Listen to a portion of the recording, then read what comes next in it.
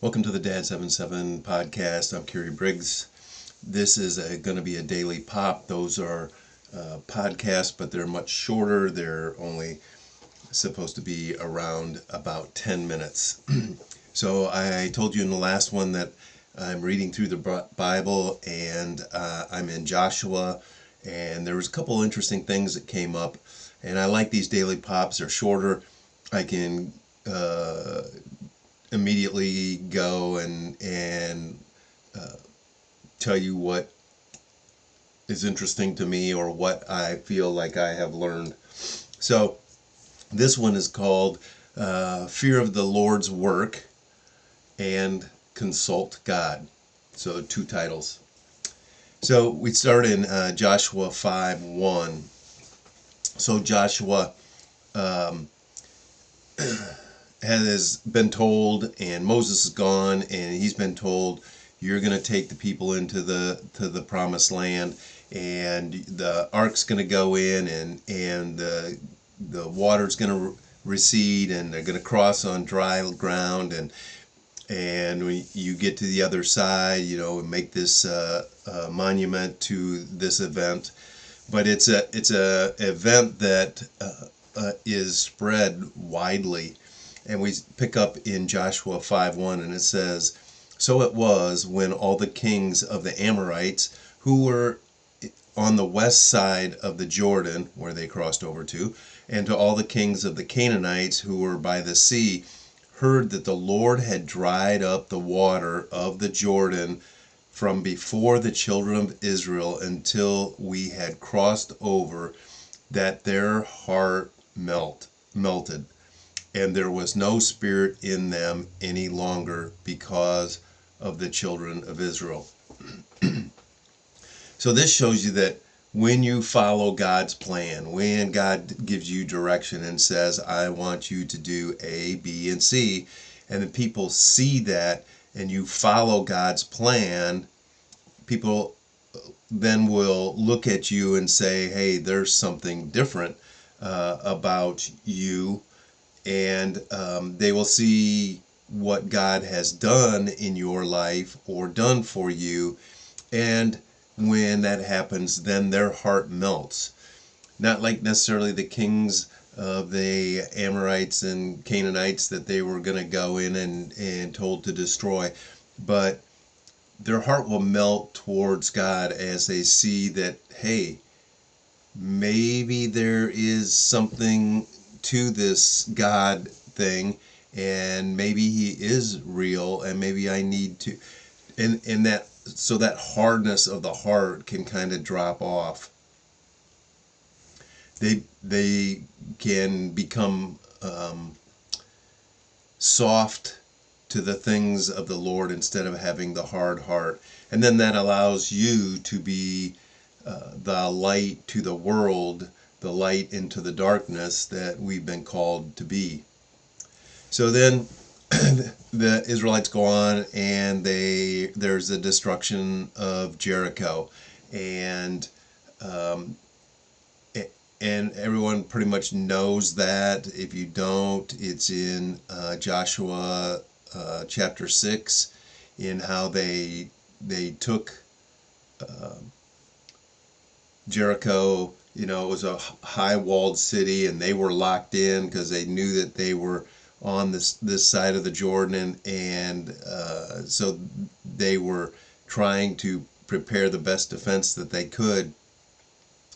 And God, Joshua, I'm sure, is looking at this going, we've never fought any high walled cities before. Not sure how we're going to do this, but. And then a guy comes along, and which is an angel, of the Lord's army, the commander of the Lord's army. Who's that? That would be Jesus. Comes along and gives them the plan of what they're going to do. Yeah, what we're going to do is we're going to put the band out front and the ark out front, and you guys just kind of protect them and march around. Okay, I'm sure when they got to the war room and Joshua said, "This is the plan." They were probably like, "The old guy's gone off his rocker," but nevertheless, they respected Joshua and they followed the plan, and there was the destruction of Jericho.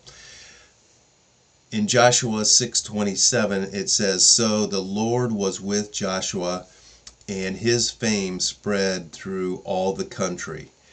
And the reason I put that in there is what we just talked about before that, is that he listened to God, he did what God told him to do, he went with God's plan, and his fame spread. The Lord's fame spread. That's the thing that will soften people's hearts. And that then, there's the error in AI where Achan takes stuff that he's not supposed to, and then right after that, that's done, and then they come up to AI, interesting name, and they go, "Oh, we don't need to take everybody. We'll just take a few people because there's not that many of them, and we'll crush them, and it'll be a day." But Achan sinned and took stuff that he wasn't supposed to, so they get routed, and 36 men died, which is interesting because in none they are specific that 36 men died here, but it seems like no one has died yet from wars that they've fought. That's pretty interesting. Not sure what to make of that one. So 36 men get killed, and then Achan gets found out. They stone him, they burn him, they pile up a bunch of rocks, and there goes the sin. So then in chapter 8 of Joshua, there is the fall of Ai. And again, Joshua gets the plan from God. Put some guys in the back, put some guys on the side, act like you're gonna come in and fight them, and then turn and run, and they'll think we're chasing them again. Let's go get them all. Let's get them all this time. And so when they go away, then those that were laying in ambush went and attacked the city and burnt the city and took the city. And when they did that, then the people of Ai, they didn't know what to do. They had nowhere to go. And they were all wiped out. So Joshua's fame and the Lord's fame spreads even faster. That Jericho, then Ai, and so then we have the Gibeonites. The Gibeonites come along, and they fake how far they are from Israel, like we're from way another land, not one of yours, and they come in and they, made it look like they had traveled from a far distance by wearing tattered clothes and tattered sandals, and their bread had mold on it, and wineskins were torn. And we started out, these were all good, and now look at them. And so then they say, we want to make a pact with you. And Israel does make this pact with them. And the key thing here is they did it on their own. They didn't consult God. They didn't say, hey, what's up with this? Something doesn't sound right, something's not right, and that. But they didn't do any of that. And God had already told them, you're going to destroy, I want you to go in and wipe everybody out. And now they have made a pact with the Gibeonites, who were only 3 days from where they were presently. So, when they go and they find out finally that they're only 3 days away, they make them into slaves. You're gonna be our woodcutters, and you're gonna be our water carriers in that. But that wasn't the plan that God had for them, and it got altered because they did not consult God. They did not ask God's opinion on this. And we look at that and go, how, gosh, just everything that God tells you to do is working out, but we're doing this on our own, and now we messed up. And that's what happens to us, is we think that we have to do it. We have to come up with the solution. And particularly as a man and us men, that is even more prevalent because we're fixers. We want to fix the problem, come up with a solution, make it work, and that. And instead of doing what should have done, and what the Israelites should have done, is consult God and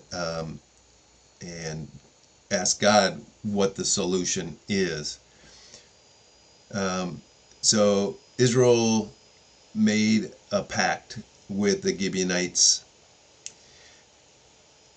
and this is the evidence against them. Joshua 9:14. Then the men of Israel took some of their provisions, the Gibeonites, but they did not ask counsel of the Lord. So they get in trouble because they didn't ask counsel of the Lord.